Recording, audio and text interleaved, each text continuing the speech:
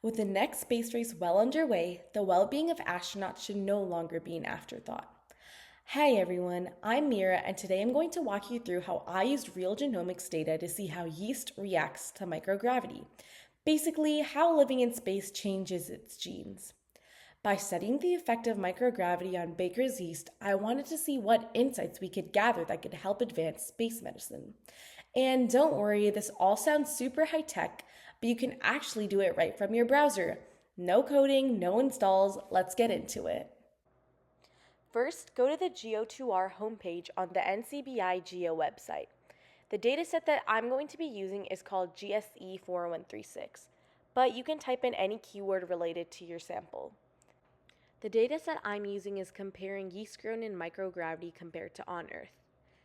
Upon selecting the search button, you should be brought to a page that looks like this. This menu has all the important details about your study. Make sure to read over it before continuing any further steps.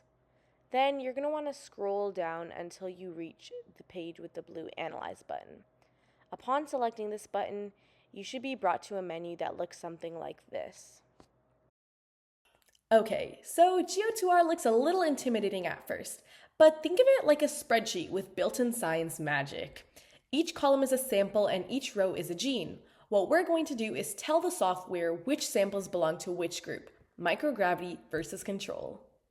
The next step is to categorize all of our gene cultures. First, I'm going to create a group called LSMMG for the samples representing microgravity. The dataset descriptions tell you which ones are which, and the ones labeled HARV LSMMG are space samples. After listing, they should be highlighted and then color-coded to represent the sample. The next categorization is the control group. These samples were cultured under regular gravitational environments. Upon selecting, you will want to make sure that they correspond with the description, then color code them accordingly. Now that we've provided the input for GEO2R, the next step is to let the software analyze the data. The analysis software will then sort all the genes and calculate the average expression across the two groups. The program might take some time, but just be patient as the output will be generated shortly. After processing, the software should then spit out a bunch of different graphs and also a chart showing all of the genes. We are most interested in the volcano plot, as it visually represents genes that were activated or deactivated in microgravity. Every dot is a gene. Red dots on the right are genes more active in microgravity, and the blue dots on the left are genes less active. The higher the dot, the stronger the statistical confidence. It's basically a bird's eye view of which genes are activating and deactivating in space. Now we'll download the data behind this plot to take a closer look. On the right, you see the genes that were most active with statistical significance. The left is a list of human genes that sometimes mutate into common diseases. These genes have yeast orthologs that can be found in the experiment dataset. These orthologs are either upregulated or downregulated by microgravity. These changes have severe impacts on overall cellular processes. And check this out. One of the genes that really stood out to me was BTN2.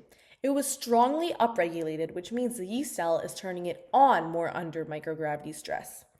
BTN2 helps manage protein transport inside the cell. So when it's activated, it's like the cell saying, hey, something's off, I need to fix my internal traffic system. It's such a neat connection because humans have a similar gene network that's linked to Batten disease. So we're literally seeing how microgravity might trigger some of the same stress pathways. I created a spreadsheet with multiple human diseases, their genes and yeast orthologs, and whether they were turned on or off in my microgravity experiment. If you're interested, check it out in the description box. So that's pretty much it. We just reanalyzed real omics experiment and visualized how space changes living cells. It's wild that anyone can do this from home, right? If you want to try it yourself, I'll drop the dataset link and a few resources below. And if you find something interesting, tag me. I'd love to see what you discover. Thanks for watching and keep exploring, whether it's in space or on your laptop.